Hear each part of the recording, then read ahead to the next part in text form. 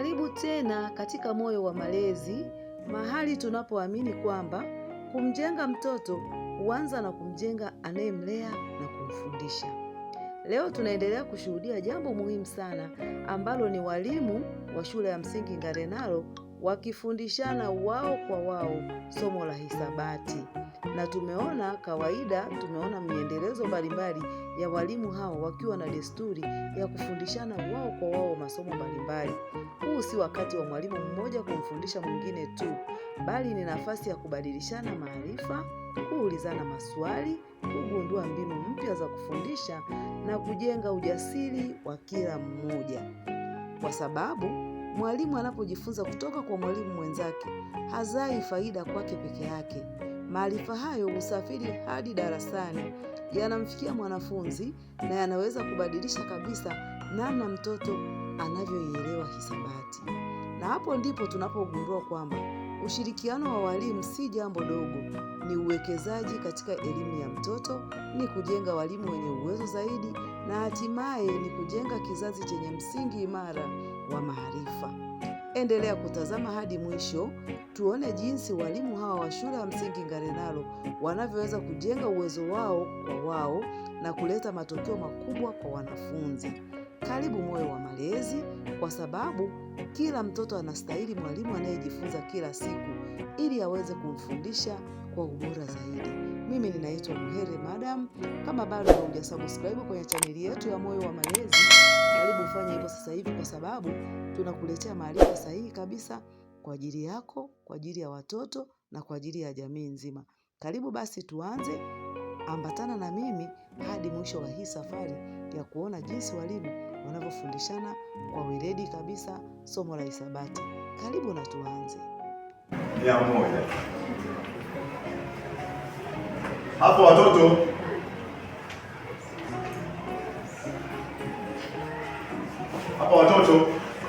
tuwafundisha watoto kwamba hasi ni deni na chanya ni faida au ni akiba ulionayo.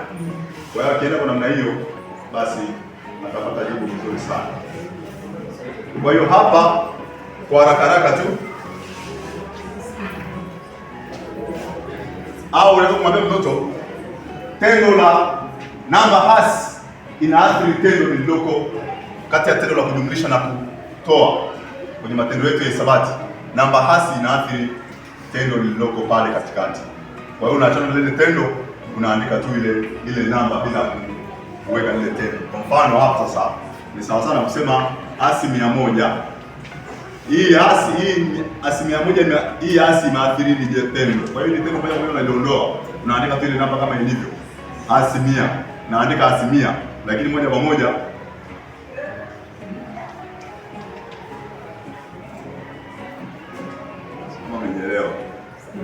tafanya hiyo njia nyingine ambayo ninayo rahisi zaidi, kwamba hii hasi imeathiri ili tendo hapo. Kwa hiyo moja kwa moja nimeandika ile namba bila kuweka ile tendo. Naona hii hapa chini nimeandika tu hasi 100, hasi yani sawa na toa hasi au toa okay. Hapa nitumie njia mwanzo. Asilimia toa. Watu. Tunakwenda sasa. Huyu mtu unadaiwa shilingi 100. Nadaiwa shilingi 100. Alafu bado sina kitu.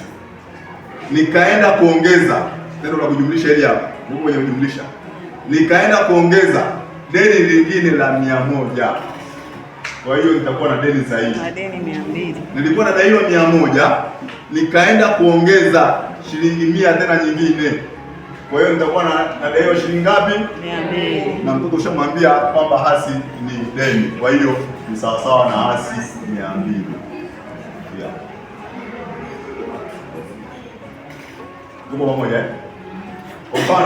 Kwa mfano mwingine hapo hapa, alafu tuendelee. Labda umepewa hasi 20.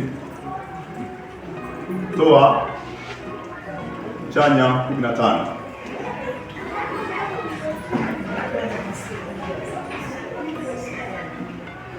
Toa chanya 15. Hapa mtoto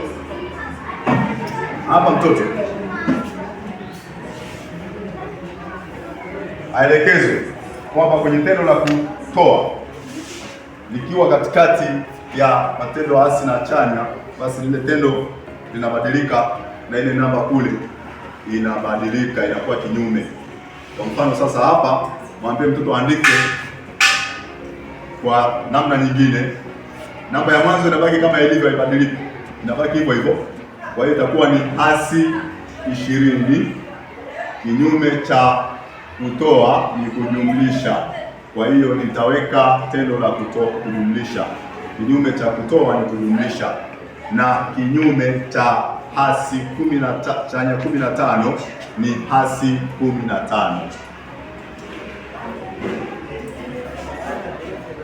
Kwa hiyo nimekuja kama hivi hapa kwa haraka haraka, kama umenyelewa hapa. Nuru kidogo umeelewa? Kama umenyelewa hapa vizuri, ni hasi 35. Jibu lake litakuwa hasi ngapi? 35. Hasi 35. Vizuri. Kwa sababu una deni la shilingi 20 ukaenda kuongezea deni la shilingi 15. Kwa hiyo utakuwa na deni zaidi. Karibu. Kwa mfano hapo hasi 20. Hiyo toa chanya 15. Hapo utakuwa na chanya. Bado utakuwa na hasi 5. Yaani unasema hapo na hasi 20. Nikatoa chanya 15. Hivi. Tumerudi mwanzo huko. Ni ile. Unakuja leo. Tunakuja leo. Kwa sababu zinakaiwa 20 tunachanya 5 na kuja mwanzoni ili tendo la kutoa likisha kutana na namba kamili, na maanisha namba kamili ni hasi na chanya, ili tendo linabadilika linakuwa jumlisha, na ile namba inabadilika inakuwa kinyume cha ile namba. Kama hapo ilikuwa jumlisha. Afanye jumlisha. Hapa. Chanya pia. Asante sana. Sasa hapa ndio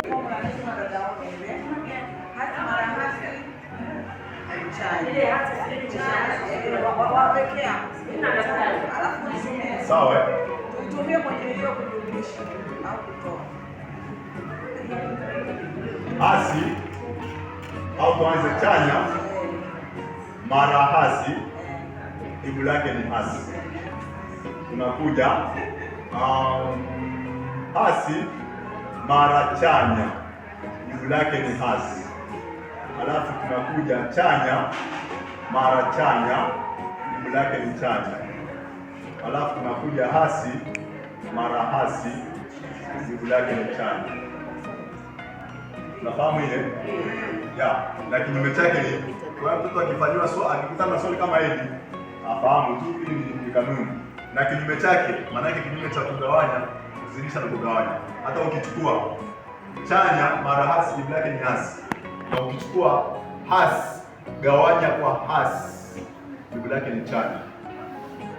Hasi mara chanya, jibu lake ni hasi. Na ukitoka akikutana na swali lenye hasi gawanya kwa chanya, jibu lake litakuwa ni hasi. Chanya mara chanya, jibu lake ni chanya. Chanya gawanya kwa chanya, jibu lake ni chanya. Hasi mara hasi, jibu lake ni chanya. Akikutana na chanya gawanya kwa hasi, jibu lake litakuwa ni hasi. Yaani ukienda hivi kumeni. Sasa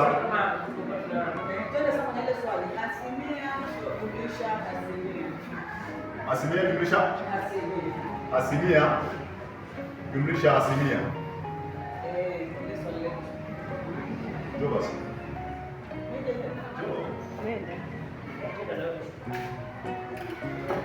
Aiyo, kisikia sauti yako kwa asilimia. Tunakuja kwenye hii kanuni yetu ambayo dada wangu anasoma alifundishwa miaka hiyo. Hii kanuni unaitumia kwenye matendo yote, kujumlisha, kutoa, kuzidisha, kugawanya. Unaweza ukaitumia hii. Kwa mfano hapa hasimia nijumlishe hasimia, mimi njia ninayoijua hasimia huku itabaki kama ilivyo, alafu tuje hapa kwenye matendo yetu mawili, jumlisha na toa, chanya na tuje huku chanya mara hasi, tunapata chanya mara hasi. Kwa hiyo hapa nitaandika hasi, nabadilisha kabisa tendo langu linakuwa nini? Hasi.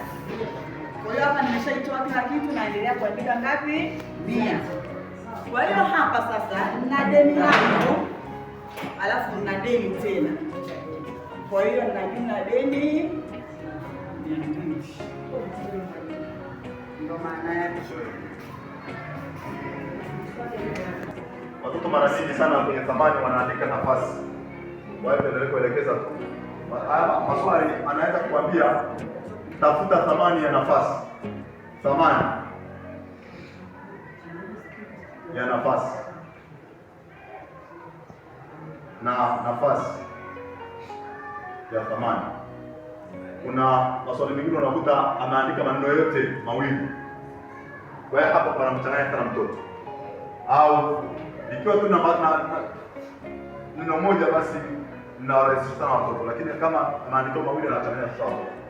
Lakini hapa amesema bainisha thamani ya nane.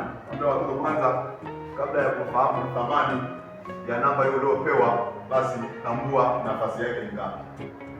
Kwa hiyo nafahamu, namwambia kabisa nafasi ya 4 ni 10. Iko kwenye nafasi ya 10. Nafasi iliyoko ni 10.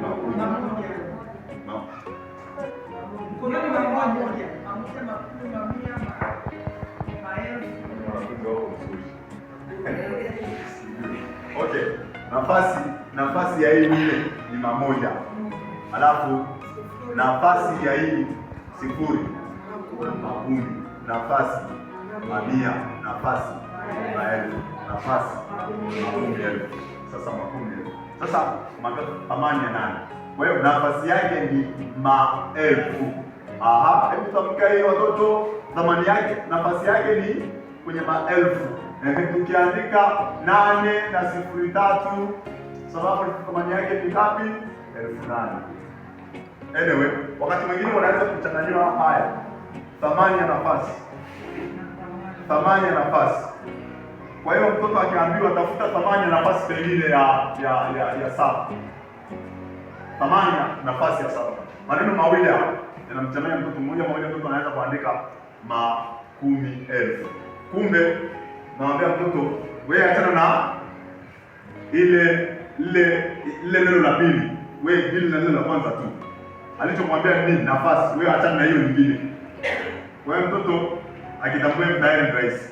Kuna mtoto anachanganya, anapopata thamani ya nafasi, yeye anachanganyika kabisa.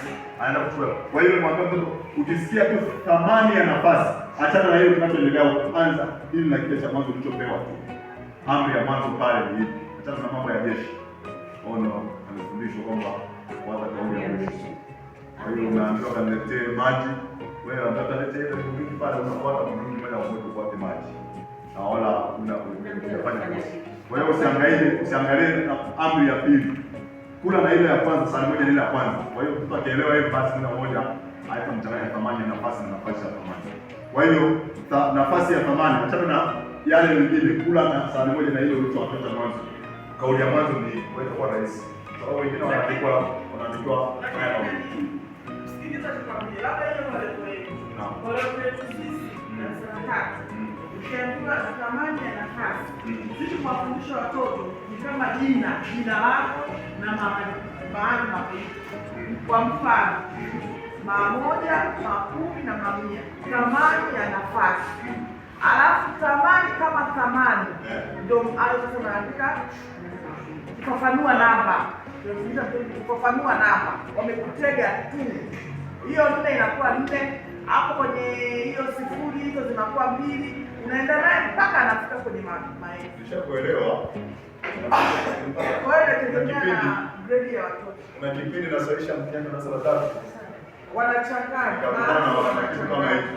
Nikapiga mwalimu akasema tunaelekea tunaelekeza hivyo, hata mnataka tunaelekeza hivyo. Basi kwa sababu kuna waitana. Kwa hiyo anaposema umemwelewa Nuru kwamba mtoto darasa la tatu hajaambiwa thamani ya nafasi, bado yuko kwenye nafasi. Si ndio? Kwa mfano tafuta thamani ya nafasi ya 0. Yeye hapa atakuandikia makundi. Si ndio?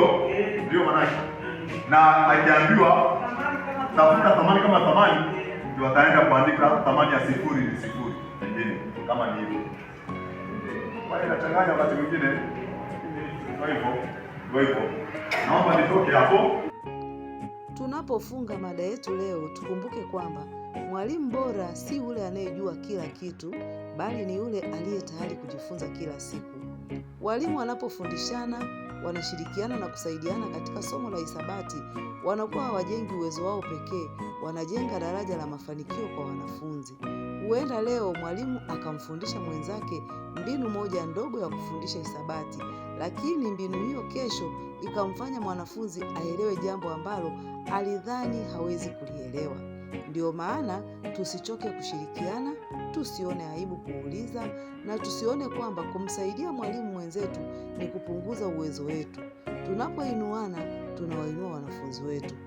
Huu ndio ujumbe wa Moyo wa Malezi.